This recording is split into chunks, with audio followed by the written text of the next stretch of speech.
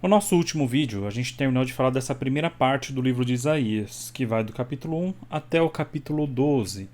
Então a gente começa agora uma nova parte, a partir do capítulo 13, que tem um tema que não é um tema muito comum dentro da literatura dos profetas. É interessante isso. A gente vai falar agora de oráculos, de juízos contra nações pagãs. Só que esse não é o tema principal do livro dos livros dos profetas. Quando a gente olha, o principal alvo dos profetas é Israel. As nações pagãs são sempre secundárias. A gente tem esse pedaço aqui no livro de Isaías, mas a gente já viu os primeiros 12 capítulos, apesar de falar um pouco ainda contra a Síria e coisa e tal. O foco é Israel. E aí tem uma ideia importante que é: o profeta vem falar contra o seu próprio povo, a sua própria religião, primeiramente. A gente tem algumas exceções, por exemplo, o profeta Jonas, que vai pregar para a Síria, mas o principal objetivo do profeta é relembrar o povo de Israel, tanto Israel do Norte quanto Israel do Sul, tanto Samaria quanto Judá, das condições da aliança que Deus tinha feito com eles. Vai falar lá de Levítico 26, Deuteronômio 28, aquela ideia de todos os males que viriam ao povo se eles abandonassem a aliança com Deus e continuassem se afundando na idolatria e na imoralidade. Então esse é o assunto principal dos profetas, e agora a gente está vendo esse assunto secundário, que são as nações pagãs. Então o primeiro dos alvos é a Babilônia. A Babilônia e a Assíria vão ocupar ali os capítulos 13 e 14. A gente já ouviu falar da Assíria antes, e agora a Babilônia é um outro reino, mais distante ainda do que a Assíria. E é interessante que, embora a Assíria destrua o reino do norte lá em 722, é a Babilônia que vai chegar até Judá e que vai levar cativos os habitantes de Jerusalém e vai iniciar então o chamado exílio babilônico. Então, apesar da Síria ter esse papel importante no norte, no sul, em Jerusalém, que é onde o profeta Isaías está pregando, a Babilônia, que é o principal agente do exílio, digamos assim. E isso já mostra lá logo no verso 1 do capítulo 13. Sentença contra a Babilônia, que Isaías, filho de Amós, recebeu numa visão. E aí você tem todo o oráculo que segue no capítulo 13. E é interessante que alguns elementos que a gente já comentou aqui vão aparecer de novo, principalmente aquela expressão o dia do Senhor, Yom Adonai, aquele grande e terrível dia do Senhor, que é onde Deus vai executar os seus juízos. E como a gente já comentou, essa expressão se refere aos juízos que ele está promulgando naquele povo, naquele contexto, mas também tem uma conotação escatológica, também tem uma conotação de final dos tempos, no final dos dias, no fim do mundo. Essa ideia ela vai seguir em segundo plano aqui quando ele estiver fazendo essa profecia. Então, quando a gente olha dos versos 6 a 9, presta atenção à linguagem que ele está usando aqui no capítulo 13 de Isaías. Lamentem, pois o dia do Senhor está perto, ele vem como destruição da parte do Todo-Poderoso. Por isso todas as mãos desfalecerão e o coração de todos se derreterá. Ficarão apavorados, angústia e dores tomarão conta deles, e se contorcerão, igual uma mulher que está dando à luz. Olharão espantados uns para os outros, com os rostos da cor do fogo. Eis que vem o dia do Senhor, dia cruel, com ira e ardente furor, para fazer da terra uma desolação e exterminar dela os pecadores. Então aqui no verso 9 a gente vê essa conotação maior do que só um juízo para a Babilônia. Um dia cruel, com ira, ardente furor, para fazer da terra uma desolação e exterminar dela os pecadores. E essa ideia ela é compreendida no restante da literatura bíblica. O livro de Isaías é um dos mais citados pelo livro de Apocalipse. As profecias de Isaías, aqui dentro do seu próprio contexto, são usadas em Apocalipse dentro desse contexto cósmico, desse contexto do mundo inteiro. Então, por exemplo, a gente vê ali no verso 10 que vai dizer o seguinte: porque as estrelas e constelações do céu não darão a sua luz. O sol, logo ao nascer, se escurecerá, e a lua não fará resplandecer a sua luz. Então, no livro do Apocalipse, lá no capítulo 6, verso 12, e também no capítulo 8, verso 12, a gente tem a repetição dessa ideia, dessa imagem dos astros se escurecendo diante de um juízo divino. E por fim, nos versos 11 até o verso 13, isso fica ainda mais claro, essa perspectiva cósmica, né? Castigarei o mundo por causa da sua maldade e os perversos por causa da sua iniquidade. Farei cessar a arrogância dos atrevidos e abaterei o orgulho dos violentos. Farei com que pessoas sejam mais escassas do que ouro puro, mais raras do que o ouro de Ofir. Portanto, farei estremecer os céus, e a terra será sacudida do seu lugar, por causa da ira do Senhor dos Exércitos e por causa do dia do seu ardente furor. Então, o mundo aqui sendo castigado, e não só a Babilônia. De certa forma, esses juízos que vão ter aqui no capítulo 13, do capítulo 13 e até o capítulo 22, mas principalmente do 23, do 24, principalmente até o capítulo 27, a gente vai ter essa dimensão cósmica, as nações como um símbolo da ação de Deus no mundo todo. E aí a gente entra no capítulo 14, um capítulo conhecido, e vocês vão ver o porquê. Os primeiros 4 versos estão falando de que Deus vai se compadecer do povo de Israel e etc. Né? A gente viu de vez em quando, a gente tem aqui umas inserções do povo, de consolações ao povo de Israel. Mas aí no verso 4 vai dizer o seguinte: você proferirá essa sátira contra o rei da Babilônia. E aí ele começa então o oráculo contra o rei da Babilônia, né? Como cessou o opressor, como acabou a tirania, o Senhor quebrou o bastão dos ímpios, o cetro dos dominadores, e assim por diante. E a linguagem aqui vai ficando cada vez mais intensa, né? Até chegar aqui, por exemplo, no verso 11, vai dizer o seguinte: a sua soberba foi jogada no abismo, junto com o som das suas harpas. A sua cama é de larvas, e os vermes são a sua coberta. Aqui um simbolismo da própria morte, né? Ele está coberto de vermes, e ele está debaixo da terra, né? As larvas e os vermes são a coberta desse rei da Babilônia. Mas uma coisa que é interessante, a gente vê juízos promulgados contra nações de forma geral, e aqui a gente tem uma exceção, porque é um juízo contra uma pessoa, o rei da Babilônia. Não é um juízo contra a Babilônia, mas é contra o rei da Babilônia. É uma pessoa representando a Babilônia. E ao mesmo tempo, a gente percebe que é uma pessoa específica, mas ela é anônima. Você não está falando qual rei da Babilônia, a qual rei especificamente ele está se referindo. Então aqui, a partir principalmente do verso 12 em diante, a gente tem esse poema ganha cores interessantes. Essa figura, esse rei da Babilônia, ele começa a assumir aqui nuances como o oposto daquela outra figura que tem sido construída até aqui, que é a ideia da criança, a criança que nasce. Também é chamado do rebento, né, o renovo, o broto de Jessé. Então, o rei da Babilônia, ele vai se identificando aqui como o oposto da criança, do rebento. Então, se por um lado a gente vê, né, a criança é um renovo, é um rebento, ela está nascendo, ela vai crescer até se tornar poderosa, a gente tem aqui o contrário. Um rei grande e poderoso que se achou demais e agora ele vai cair e ele vai até a morte, como a gente viu no verso 11. Então, enquanto o renovo ele vai trazer uma era de paz e prosperidade, como a gente tinha visto lá nos capítulos 10, capítulo 11, né? O lobo e o cordeiro vivendo juntos, uma criança pequena que coloca a mão dentro do ninho das cobras, não acontece nada. É paz e prosperidade perfeita reinando sobre a terra para sempre. A gente tem, por outro lado, o rei da Babilônia trazendo guerra e morte e destruição e opressão às pessoas, aos povos. Enquanto a criança está trazendo vida, o rei da Babilônia está trazendo morte. E a vida que ela está promovendo vai se espalhar sobre a terra, a morte que ele está promovendo é o que vai cair sobre ele mesmo. E dentro desse contexto a gente vai ver aqui o que acontece a partir do verso 12 do capítulo 14 do livro de Isaías. Vai dizer assim: veja como você caiu do céu, ó estrela da manhã, filho da alva. Veja como você foi lançado por terra, você que debilitava as nações. Você pensava assim: subirei aos céus, exaltarei meu trono acima das estrelas, me assentarei no monte da congregação nas extremidades do norte. Subirei acima das mais altas nuvens, e serei semelhante ao Altíssimo. Mas você descerá ao mundo dos mortos, no mais profundo do abismo.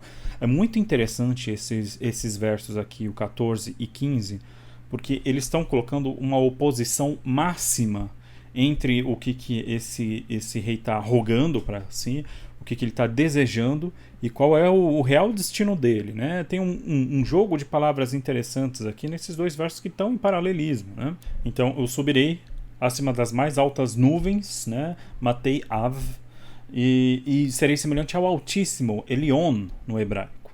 E aí ele faz o oposto. Em vez de o Altíssimo, você vai para a sepultura. Aqui na minha tradução diz o mundo dos mortos, talvez alguma diga até inferno, que é a palavra Sheol, que é a descrição hebraica do lugar onde estão os mortos, né? A sepultura, o vazio, digamos assim. Então, ao invés do Altíssimo, de Elion, de Deus, você tem o Sheol, o vazio. Ao invés do Matei Av, das alturas das nuvens, você vai ter o profundo do abismo, né? Yarketei Bor. Então, Matei Av, Yarketei Bov. Elion, Sheol. Você tem em paralelo e oposto aí esses dois versos. E essa oposição aqui, a criança ao renovo, ela se torna ainda mais evidente, principalmente aqui no verso 19, né? Mas você é lançado fora da sua sepultura como um renovo abominável, coberto de mortos, transpassados à espada, e que descem à cova de pedras como um cadáver pisoteado. Então, você tem o renovo de Jessé e você tem aqui o renovo abominável do capítulo 14 do livro de Isaías. Então essa descrição desse rei da Babilônia é tão extrema, né? É tão absurda e é tão estranha, porque por um lado é o rei da Babilônia, né? O grande rei da Babilônia, que realmente destrói Jerusalém, que leva cativo os filhos de Judá e assim por diante, que é Nabucodonosor. Ele não tem um destino igual a esse. A gente vê, por exemplo, em Daniel, no capítulo 4, esse rei da Babilônia passando por um período de humilhação, se tornando uma pessoa humilde, moderada e reconhecendo inclusive o Deus dos céus no final da sua vida. Então não cabe muito nem para Nabucodonosor, nem para o sucessor de Nabucodonosor, que é um rei menor e que também pode ter um destino ruim, mas não é ele o grande rei da Babilônia que dominou as cidades, principalmente Jerusalém. Então é uma profecia que literalmente não se encaixa em ninguém totalmente, mas tem uma representação muito grande, né? Porque tem uma ideia muito forte aqui quando a gente fala de Babilônia na Bíblia. A palavra Babilônia em hebraico é a palavra Babel ou Bavel, que é a cidade de Babel, né? Babel e Babilônia é a mesma coisa na língua hebraica, na Bíblia é a mesma coisa. E esse paralelo fica totalmente evidente aqui nesses versos que a gente leu, né? Qual que era o objetivo das pessoas lá de Babel? Eles queriam fazer uma grande torre para chegar até os céus, né? Inclusive a palavra Babel existe uma confusão em relação a ela, porque entende-se que Babel significa confusão, e não é, né? A palavra Balel que é confusão. Tem um jogo de palavras lá em Gênesis 11, né? Babel significa os portões dos deuses, os portões de Deus. A ideia é você chegar até os céus e dominar a Deus, dominar os portões de Deus, e assim dominar a cidade de Deus. A ideia então era subir e dominar. E a ideia é a mesma que aparece explicitamente aqui no verso 13 que a gente leu, né? Você diz assim: você pensava assim, subirei ao céu, exaltarei meu trono acima das estrelas, me assentarei no monte da congregação nas extremidades do norte, subirei acima das mais altas nuvens, serei semelhante ao Altíssimo. É totalmente a ideia de Babel, é totalmente a ideia que tem aqui em Gênesis capítulo 11. E essa ideia não é só para trás, ela é para frente também, porque Babel acaba se tornando um símbolo até o final da Bíblia, inclusive até o livro de Apocalipse usa muito essa figura, como símbolo dos homens que querem se colocar no lugar de Deus. É o símbolo do homem que quer ser adorado ao invés de Deus ser adorado. É a ideia do homem que quer dominar o mundo ao invés de deixar Deus dominar o mundo. É o homem que quer ser dono de todas as coisas ao invés de reconhecer que Deus é dono de todas as coisas. Então, Babilônia, é muito mais do que uma cidade na Bíblia. Ela se torna um símbolo na Bíblia. Ela se torna um símbolo de um pensamento. ela representa uma ideia, ela representa um tipo de pessoa. E por causa de todas essas coisas e por ter essa dimensão, de novo, né, a gente vem falando isso desde o começo, uma dimensão que Isaías coloca muito maior do que o seu contexto imediato ali, acabaram surgindo com o tempo em algumas tradições que interpretaram esse texto como se referindo diretamente a Satanás. De certa forma, a gente consegue entender que ela representa o pensamento de Satanás, que é justamente o pensamento de Babel, de Babilônia, que é o pensamento de se colocar no lugar de Deus, de ser adorado no lugar de Deus, né? E a gente vê isso em diversas passagens do Novo Testamento. E a gente vê no Novo Testamento, inclusive no livro de Apocalipse também, e a gente vai ver mais referências do livro de Apocalipse até o final desse vídeo. A gente vê em Apocalipse também a ideia de Satanás como um ser rebelado, um ser que caiu dos céus, assim como esse rei cai. Então, tem uma tradição cristã que faz uma associação direta entre esse rei da Babilônia de Isaías 14 com Satanás. Inclusive, uma curiosidade, o nome Lúcifer vem desse texto bíblico, ali no verso 12, quando diz assim: veja como você caiu do céu, ó estrela da manhã, filho da alva. Essa expressão estrela da manhã, filho da alva, a expressão em hebraico Hillel ben Shachar, que é literalmente isso, né? Hillel é o luminoso, é o iluminado, e Ben Shachar é o filho do alvorecer, é o filho da alva. Essa expressão é traduzida na versão Vulgata, que é a versão tradicional cristã, lá do IV século, feita por Jerônimo.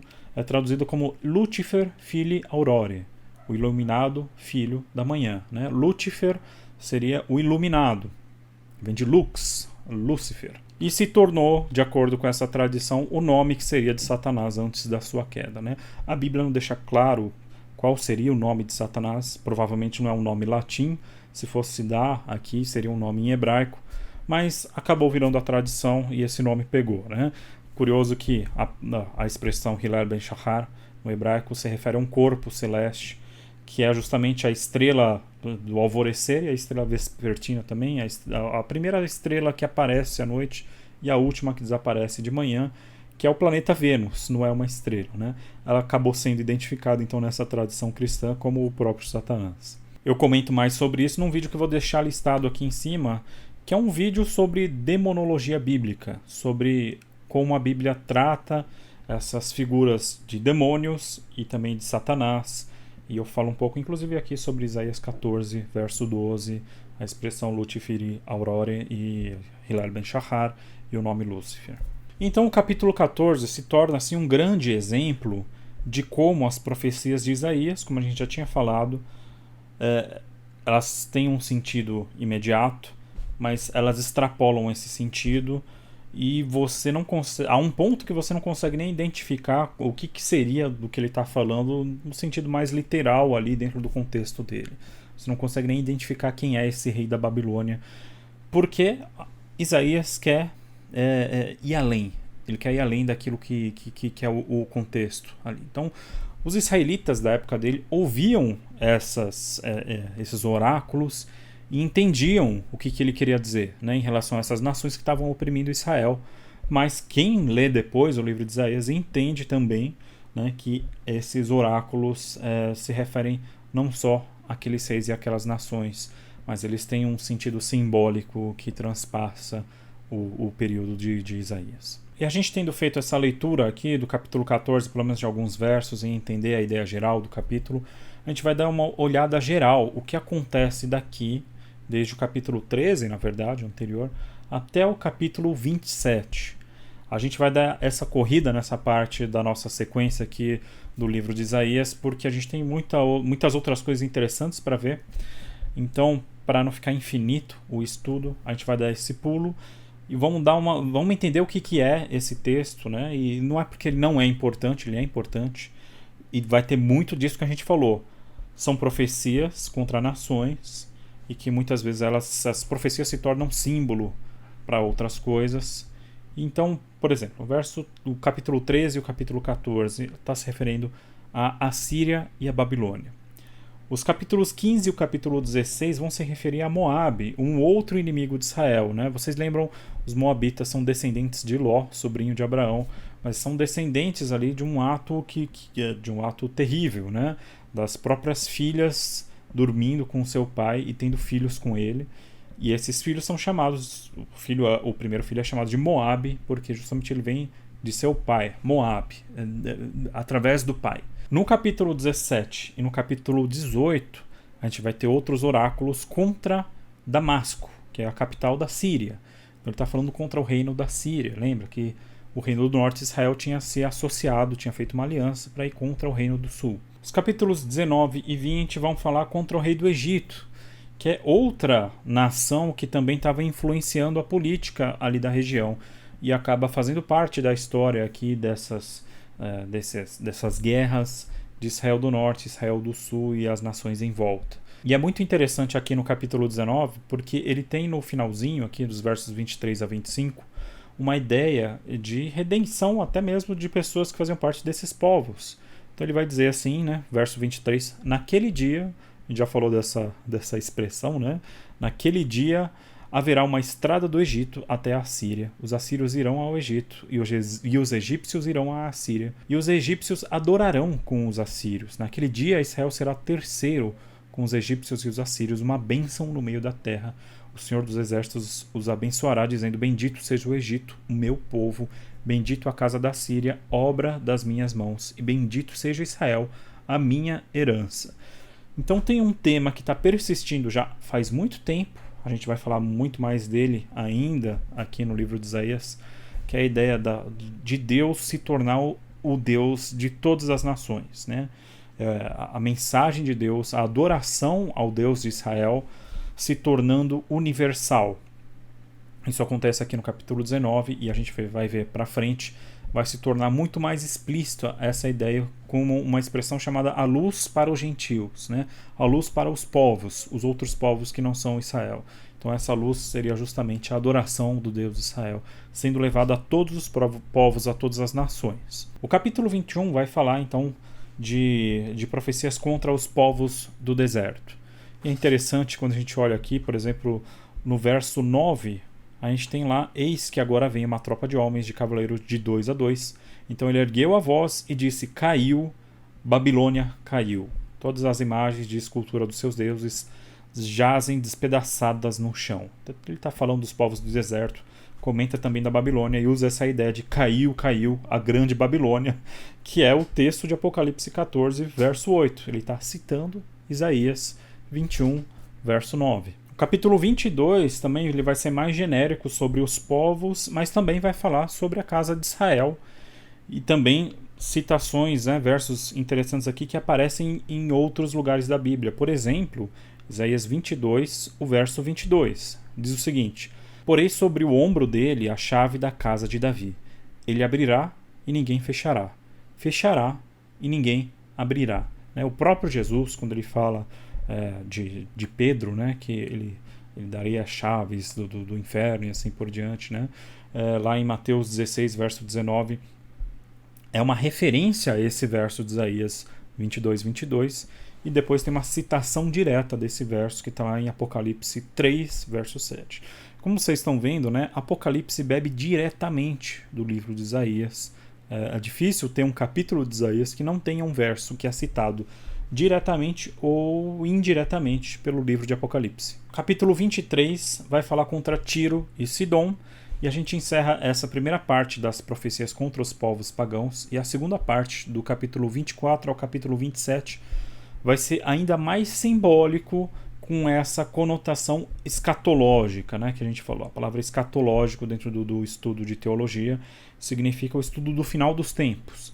Quer dizer, do capítulo 24 ao 27, ele vai citar as nações, mas com uma ideia ainda mais forte de que ele está falando não só para aquele contexto, mas ele está falando para o final dos tempos. Então aquelas expressões que a gente já comentou, de naquele dia, ou o dia do Senhor, elas vão ser mais abundantes agora nessa parte do texto. A gente vê isso, por exemplo, aqui no capítulo 25, né? Dos versos 6 a 9 vão dizer assim, o Senhor dos Exércitos dará neste monte um banquete para todos os povos.